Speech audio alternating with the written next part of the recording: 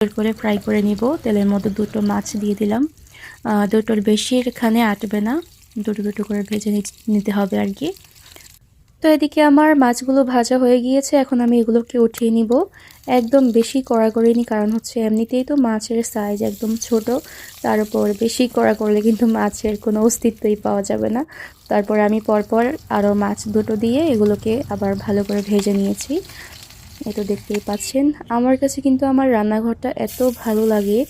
একজন আপু আমাকে খুবই সুন্দর একটা কমেন্ট করেছে, বলেছে আগে আর কি আমরা এরকম বাইরের কান্ট্রির মিনি কিচেনগুলো দেখতাম, এখন আমাদের বাংলাদেশে এত সুন্দর মিনি কিচেন ভিডিও হচ্ছে, এটা দেখে আমার কাছে খুবই ভালো লাগছে। তো আপুর এই কমেন্টটা দেখে কিন্তু আমার কাছেও খুবই ভালো লেগেছে, কারণ মানে বাংলাদেশে আরও মিনি কিচেন আছে, তবে উনি বলেছেন আমার মিনি কিচেনটা ওনার খুবই পছন্দ হয়েছে। যাক।